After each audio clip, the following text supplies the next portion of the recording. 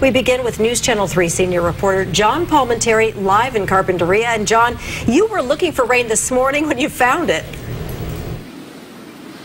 Yeah, it came right upon us as we were coming down to Carpinteria. Before I get to that, I'm going to take you right over my shoulder here because you just made reference to Isla Vista. And if you look in this area to the right of your screen there, we've been watching maybe 15 to 20 lightning strikes or impressions at least in the last 10, 15 minutes over that segment of the coastline. And as you saw in the other video, it's definitely having an impact at Isla Vista, and you might be seeing some emerge. Sometimes we've seen it 2, 3, 4 lightning strikes at a time. Now, the rain we saw this morning wasn't here all that long, around 11 o'clock, but long enough for people to wonder where it all came from and how much was really going to be coming down.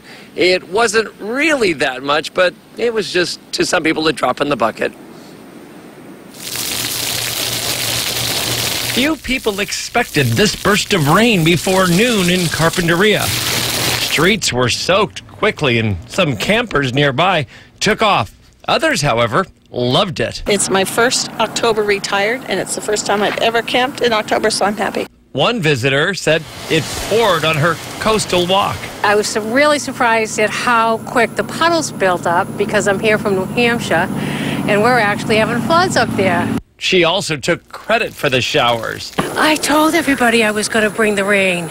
I told them I was going to bring the rain, and I think I did. You single-handedly are going to get us out of the drought. I hope so. But even a visitor from across the country could see just how bad the drought is and why the rain is so badly needed. Did go up on a wine tour yesterday, and I seen one of the dry lakes, and it was just so sad to see. It was just like an empty gully. The short burst gave us another uniquely twisted image of the odd October weather we have experienced. Residents here, for the most part, stuck with their localized rain gear of board shorts and T-shirts. So let's take another look at the Carpinteria Summerlin coastline all the way up to Santa Barbara and Isla Vista with the split skies there. And I'll take you around now and show you Linden Avenue, where we had plenty of rain today.